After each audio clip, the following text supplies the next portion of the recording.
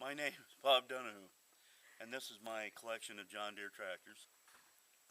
It's July, It's August August 18th. 18th, 2013.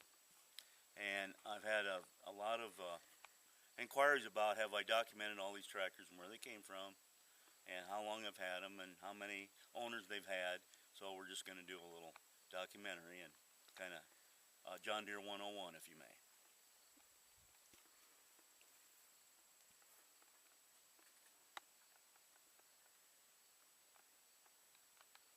There's some behind you too. Okay. And then there's one, two up around the corner that you probably can't see. That one I got the starter out of it now. Okay, you ready? Yep. Okay, I just got this one a year ago. It's a 1937 John Deere B. It's what they call a short frame. This is way they build them until late 37, and then they extended the frame about 6 inches.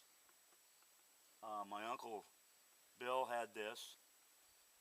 He bought it from a friend of his in Clarence, I believe, and it's needed a lot of work, and it still needs a lot of work, but we have it running now, and it runs pretty well, but there's a lot of little things that need to be fixed on it yet. I have no idea how many owners this tractor's had, but it's had a lot of use and abuse. This one has. This one here is a 1940 Model B also. This was the first year that John Deere offered as an option electric starting. And so there were very few of them that left the factory with electric start and lights. But it was an option in 39 and 1940. So this one happens to have that. It didn't have it when I got it, but when I was growing up we had one just like this, except it had starter only and no lights. And that was the first tractor that I remember driving quite a bit in the field. This tractor came from, well, the carcass came from North Dakota, a junkyard in North Dakota, in 2009. And it took about a year to restore it. We didn't get really a whole lot, but you can come back here and they call it a slant dash, so get a shot of that dash. And that's why they had to set the dash at that angle so you could see the gauges when they went to the electric start, because it had to be underneath all that sheet metal. I always wanted one to get one back, and so when we found this in a junkyard, we brought it home and spent about a year restoring it, but it turned out pretty well. Who's we? Pardon? Who's we?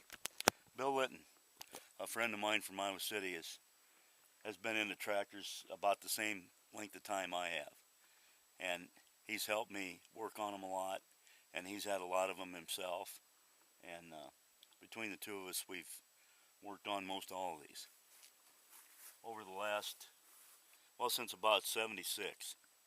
We've been off and on them. This tractor here came from a neighbor about 3 miles up the road. He bought it brand new in 1950 when he got back from Korea. And he told me that the bank, West Branch Bank, the local bank, wouldn't loan him the money. And so he went to the Tipton State Bank and he got the money for it. I think he bought it in West Liberty. It had sat for 7 years when I got it, and I'm going to say I got it in probably the early 80s. And it didn't run when I got it, but I've overhauled it, painted it, put tires on it, and it's just a nice, handy little tractor. I had worked for him when I was in high school baking hay, and I remembered that he had it, but I didn't know if he still had it. And I stopped to see him one day, and ended up I bought it that same day and brought it home. We had to pull it home with a chain because it wouldn't run, but anyway. This one I just got a year ago also. Always kind of wanted a 50, and it was really the replacement for the Model B. It was just a newer version. But they came out with live PTO, live hydraulics, and the later ones, models of these had power steering, but this one does not have power steering. It's all original. It's never been painted. I'm the 4th owner, and I've got the pedigree on the tractor ever since it was brand new. I bought it down in Birmingham, Iowa, and it's got a factory snow blade that lifts with cables and pulleys. And I've got the snow blade, and I really like it because it does a good job plowing snow. It's just straight and original. I put the weights on it. I got a set of chains for it. I have the blade off of it right now, but it really runs good, and I'm not going to touch it. It's just going to stay original. It came from Birmingham, Iowa. I don't know if I mentioned that or not, but there is a Birmingham, Iowa. This is a 38 Model G. I put this one together probably in about 1980. I got just the carcass from a junkyard up by Keystone. And my Uncle Bill and cousin Scott Donohoe helped me put this one together. And I pulled it a few times, and it did okay, but it wasn't what I kind of hoped for. And then I got out of the mood.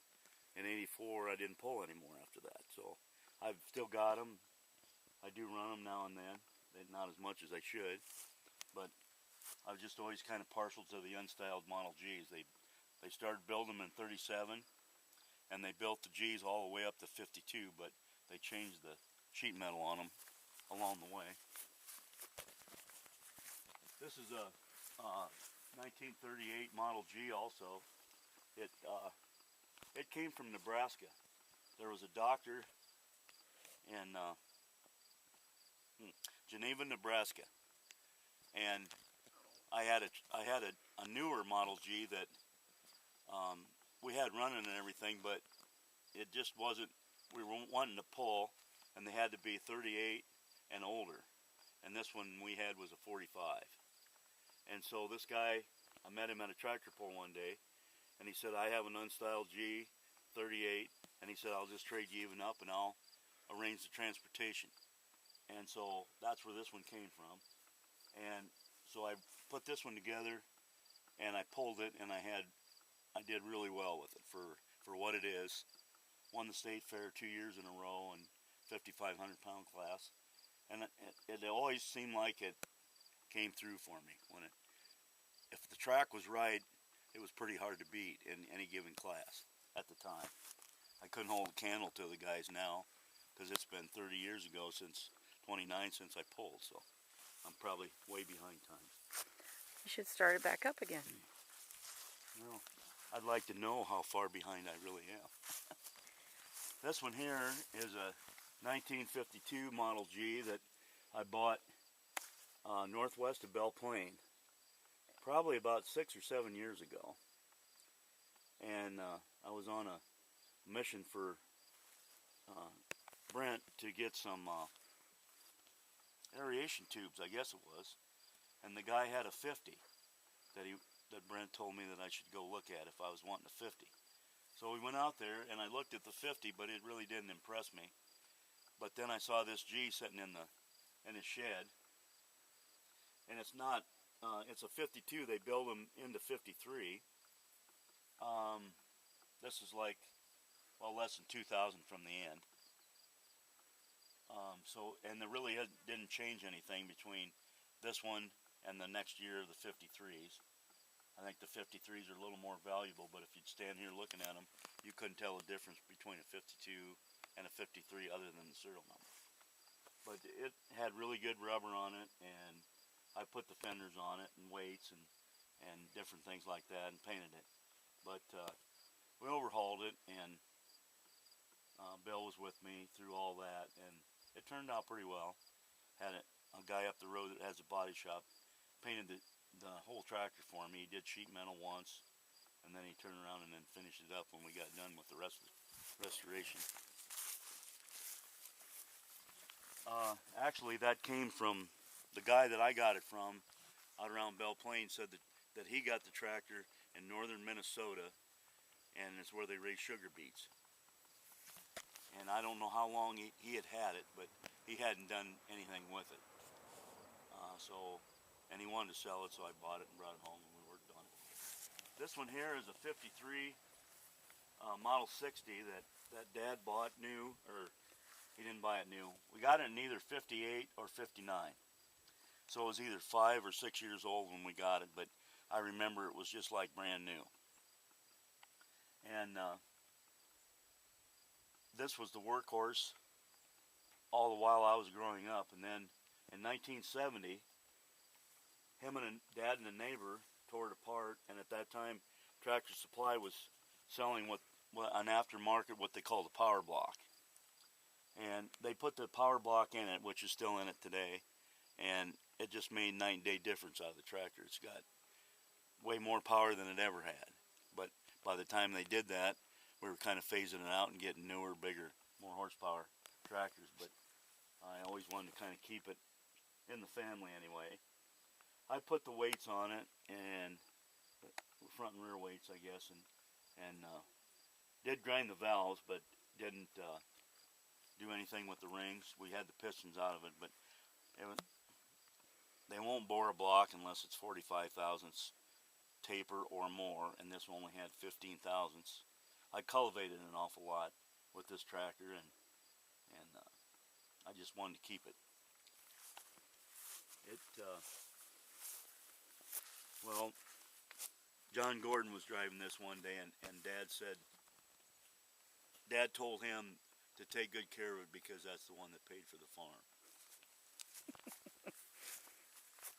Okay, now we're into the Model A's, and this is the Model A's were built from 34 to 52, and this is a 34 model, and I got it about 6-7 miles west of here, and it took me between 10 and 12 years to get it bought. All the family died, and then I finally bought it from an heir, and I just by accident got it bought. But I haven't really gotten anything done as far as restoration yet, but it just runs like a watch, so I really haven't been in too big a hurry to change anything. These are the original wheels on the rear, and I have a different set of wheels I want to put on it, and I'm kind of looking for a set of fronts because those were cut off. They originally came on steel, and they cut the spokes off and then put a rubber tire rim on there, and I want to put a set of factory round spokes on there. But this is the first year they were built. It's a real late one according to the serial number, but it's a 34 model, and that's the first year they were built.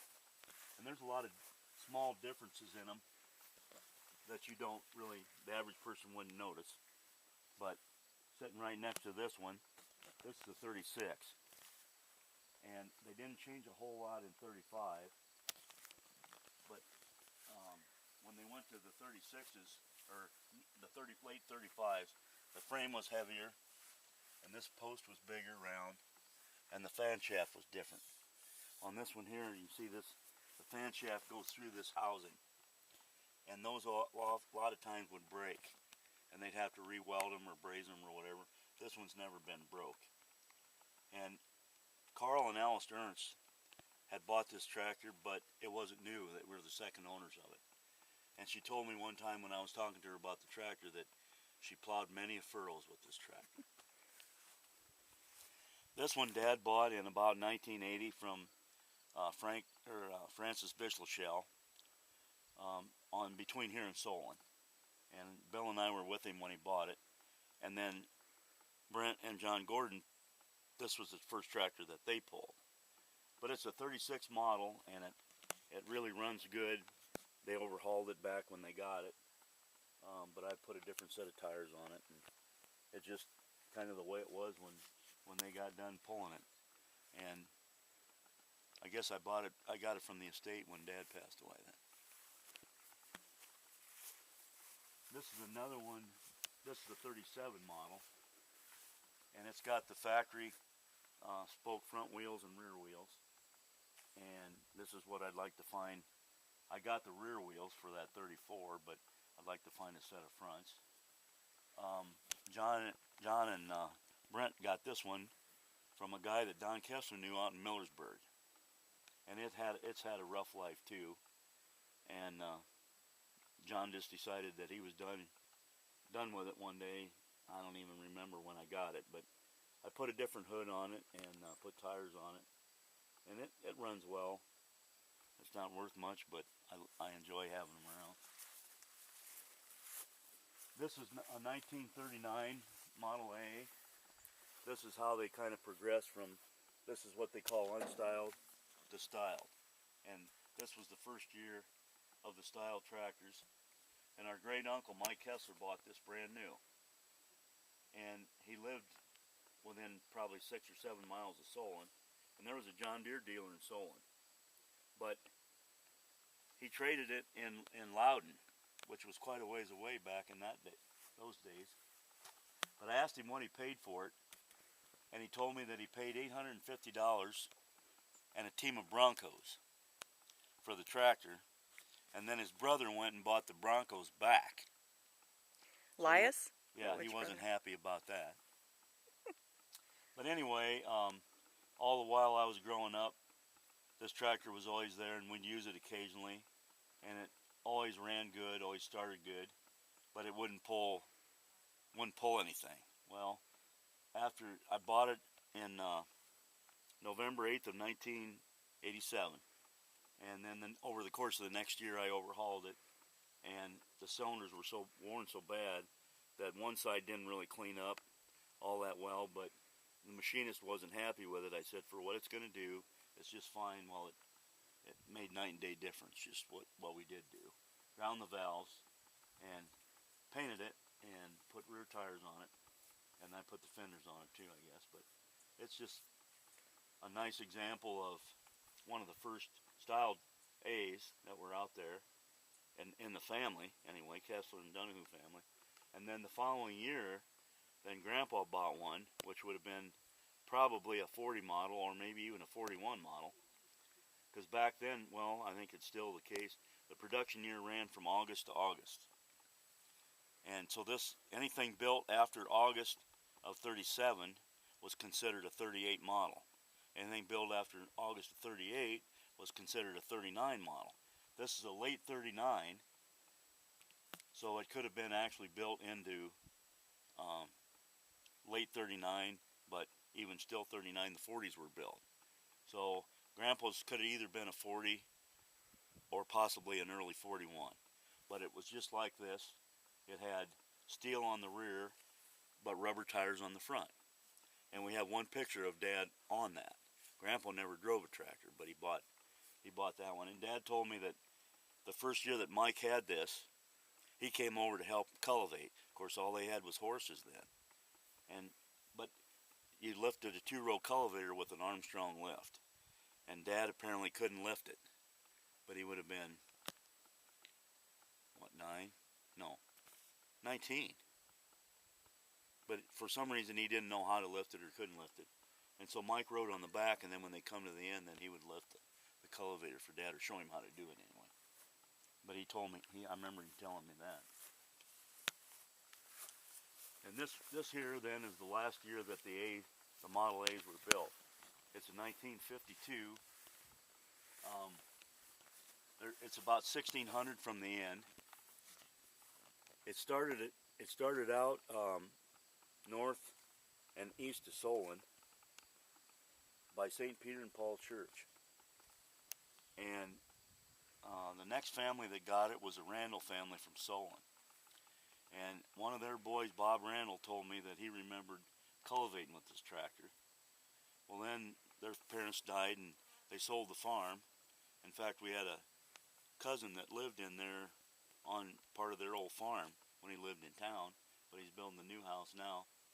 But anyway, or I guess a nephew he is. Anyway, they sold the tractor to a fellow that lived down in North English. And he worked at the university at the time. And so we visited a little bit, and he wanted to know if I'd be interested in it. And I said, well, I'd like to take a look at it. And it had a 227 picker on it at the time, but it wouldn't run. And so we went down and looked at it and made a deal. And then Bill always had the trailer, Bill Linton, to haul them on. And so we went down there one day and we took the elevator off the picker and loaded the tractor and picker on his trailer. And then I had another smaller trailer that we put the picker elevator on and brought that stuff all home. unloaded the tractor off the trailer, and we were up at Bill Braddock's, and we had a tractor and a chain on the front of it dragging it around, and Bill got up on the side of the picker and started playing with the adjustments on the carburetor, and it started. So then a week or so later, then I had bought a 2-bottom hydraulic plow, John Deere plow. So we went back down and got the plow. We took the picker off of it. It was a really nice picker, but we were gone to narrow roads, and we were never going to be able. It was set on 38s. We were never going to use it, and so I got it out of there, and it went to Wilton. But the very late Model A's and the very late Model B's came from the factory with water pumps. None of the rest of these early A's had water pumps other than aftermarket ones that had been put on. But this has a factory water pump, so I knew it was a late one before I even looked at the serial number. And this one here is a 37 Model A also. Dad bought this probably around, I'm going to say maybe 80, somewhere between 79 and 81, somewhere in there. There was a guy by the name of Eddie Rhyme that lived west of Sutliff, and Dad had gone to a sale and he bought this tractor. I don't know why, but he knew Ed, but he went ahead and bought it on the sale. But this tractor was used all the way up through the 60s and into the 70s and even into the 80s. Every new wrinkle that came out that was available to upgrade the older tractors is on this tractor. It's got electric start that's been added on. It's got a Balin road gear, which has been added on. It's got a different manifold and carburetor that's been changed. It's got a two-way hydraulic lift, what they call a Baker valve, which was an option or an aftermarket product that was available for them. This tractor was used a lot, and they just kept upgrading it as time went along. Instead of trading tractors, they just kept upgrading this one. And I put the different tires and wheels on it and weights, but it always has ran pretty well. I've had to work the carburetor over. I took this on a tractor ride, and 2009, a bunch of neighbors got together and we drove up to Sutliff. Well, we went right by, I took this one, and we went right by where Dad bought it, where it came from. After I put those size bigger tires on the rear, and after I put those on, I took it out on the highway, and Chuck Donohoe followed me, and it'll go 20 miles an hour down the road. And usually something this old, you'd think the steering would really be loose and hard to control, but this thing is just smooth, runs down the road just as smooth as silk. So it does really run well. I mean, it looks like a rag, but it runs good. Okay.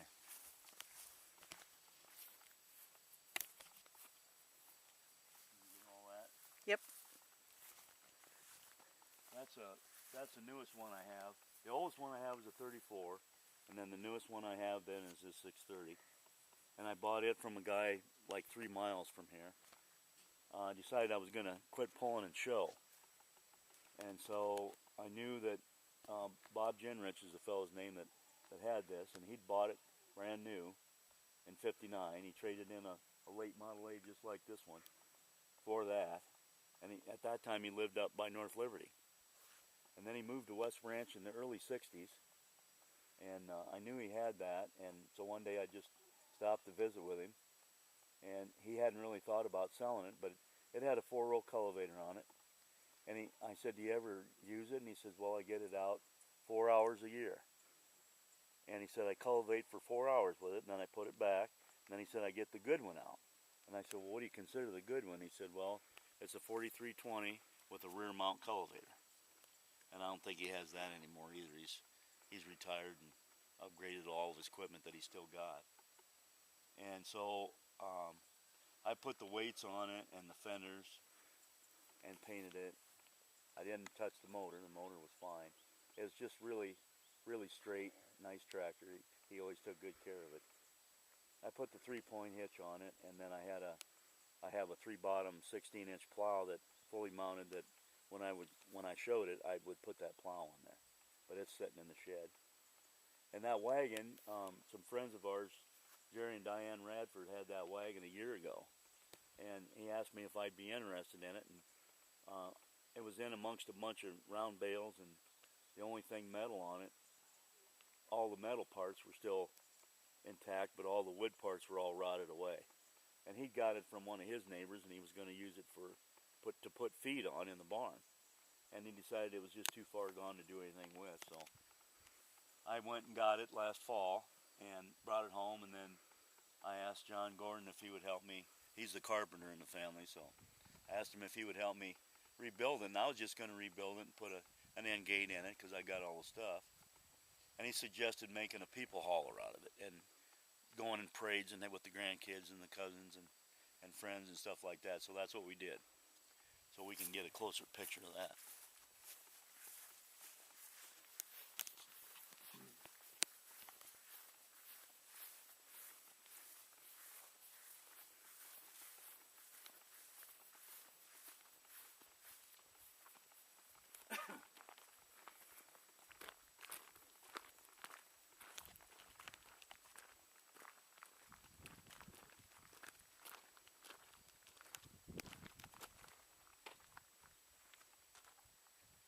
Room for all the grandkids. Mm-hmm. While we're here, well, we got to go do these two.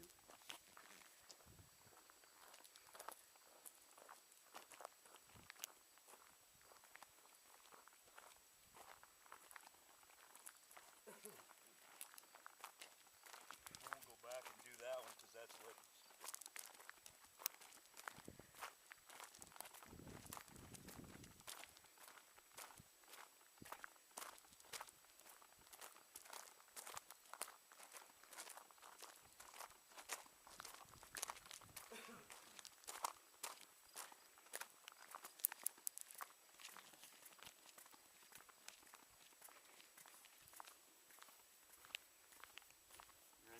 Yep. This is a 1951 Model A, and I don't know, I'm going to say I bought it probably in the mid-80s, somewhere in there, from Dan Ryan, Ben Vi Ryan's son. Him and his brother Pat had owned this tractor together, and Bill Braddock went with me, and we hauled him home to his place. And I had a 51B also, and they were both stuck, and I decided I wasn't going to do anything with the B. And he talked me into, one night when I was up there, he talked me into trying to get this broke loose. And so we drug it all over with this tractor right here, because he owned that at the time. And finally it came loose. Well, then I tore the motor all apart and had to bore the block, and had to have a different piston because it had a bad wrist pin. Ground the valves, put everything back together. I did put front tires on it. I cultivated some with this. I've never really painted it, never tried to do anything with the sheet metal, but I finally got a guy that could work on carburetors. These carburetors on these ladies are really tricky, but finally found a guy that could do it. And the tractor just runs like a watch. I got the starter out of it right now because it has some issues, but it's just been it's just a good old horse. I use it to mow the roads with. Now is about all I do with it, but it always starts, it always runs well, and I just liked it.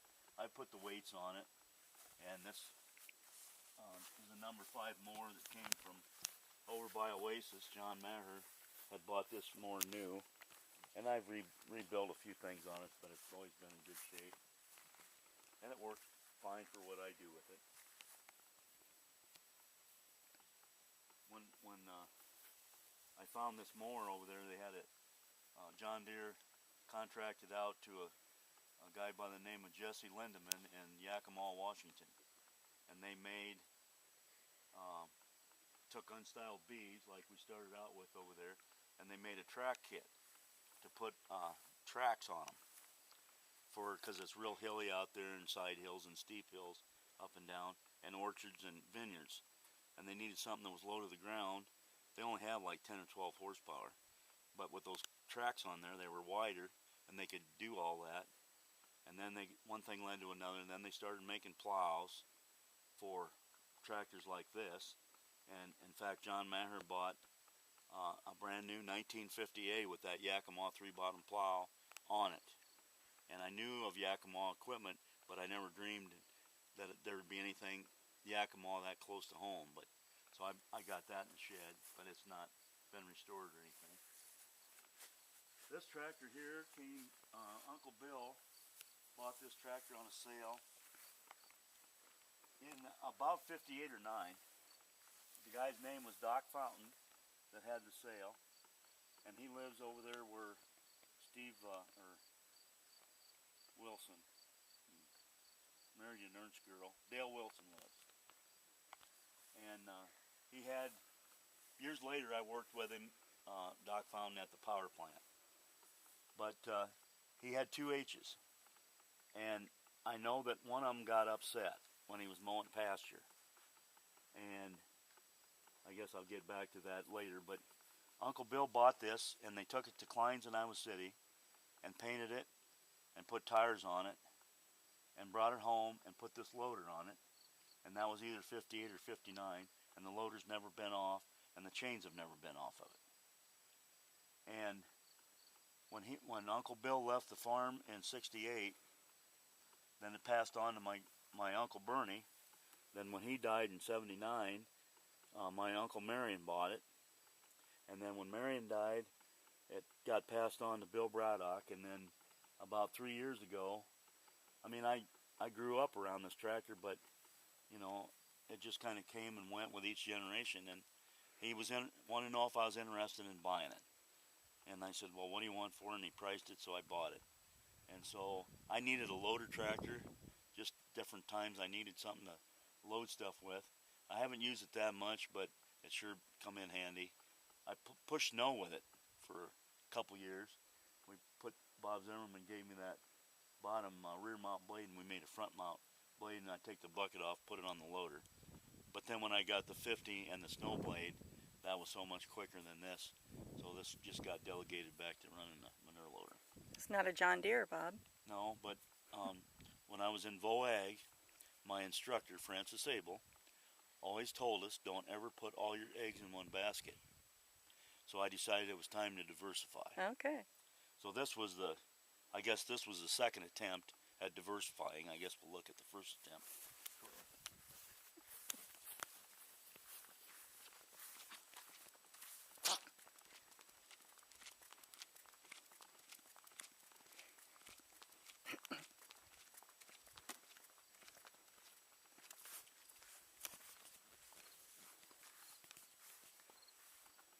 International started building H's and M's in 1939, and in 52, 53, and 54 they started building Super M's, and in 53 and 54 they started building Super H's. The Supers had live pumps, and they didn't have live PTO, but they had live hydraulics, and that was quite a step up back in those days. We had a neighbor that had a farm sale, and I didn't make it to the sale, but he had a Series 1 Super M, and he had a Series 1 Super H. Well, I used to help him make hay, and I drove that Super H quite a bit. But I didn't make it to the sale. I left a bid for the Super H, but I didn't get it. So I just decided if I was going to buy one and have one, I wanted a Series 2. Well, the difference is the Series 2 Super M's and Super H's have the battery under the seat. The Series 1s had the battery under the gas tank like that H over there does. And they never changed them. The H's and M's, they never changed, but the Supers, they put the batteries. Series 2, the later ones, put the batteries under the seat. That's why they call them Series 2. I found this down in southern Iowa, south of Houghton. And it was a friend of ours, Bill and I, that actually knew this person and knew that he was wanting to sell. He kind of gathers old M's and H's up, and in spare time puts them together, and then he'll just pedal them. So when I bought this, it was really, I mean, it had been gone through the rear end transmission. The motor was never touched, but it runs really well. The clutch is maybe a little bit weak if you're going to use it every day, but other than that. And I found that set of weights are kind of rare. Put them on it, and I got the fenders with it. I didn't have any brackets, so I had to buy the aftermarket brackets. It had the rear weights on it. I had a guy down south of Iowa City on the sand road paint it for me, and he did an exceptional job of painting it. And I don't know, I just enjoy having something other than green and yellow, I guess. Pretty. People ask me which one's your favorite, and I said, well, whichever one I happen to be on. So, I guess that's pretty much. Oh, we got one more thing. That one? No, we did that. The one out front. Oh yeah, well, two more things.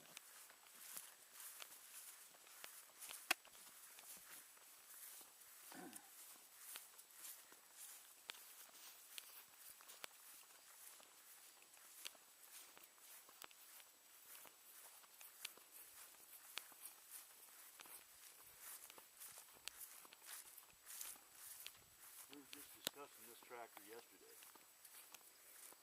We went to a sale down in Missouri. But in 1978, we went to a sale down in Bettendorf. And probably, truth be known, the farmstead's no longer even there. But this tractor was on the sale. And we always called this the cream puff, because this is as original gets, although the rear wheels and tires are different. But it's just never been used real hard, and it's really in nice shape. And so Bill bought it that day along with a 2-row cultivator. Well, over the course of the years, we got the cultivator out, put it on there, on this tractor, and then we took it to Bill Braddock's, and he used it to cultivate his sweet corn a couple times a year. Well, now he's quit raising sweet corn, so the cultivator's just sitting there. So I brought the tractor home to store it here till Bill has room to take it home. But it's a 1937, and it's just, we always call it the cream puff because it's really a nice, straight, original tractor. I think it has been painted once, but I mean, it's just nice. Everything's tight. For its age, you know, everything's really as it should be. You just don't find them like that anymore. And I believe it was 70, I think he said it was 78, he thought. And I remember the day we took off work to go get it in the afternoon. And our boss just gave us the time off.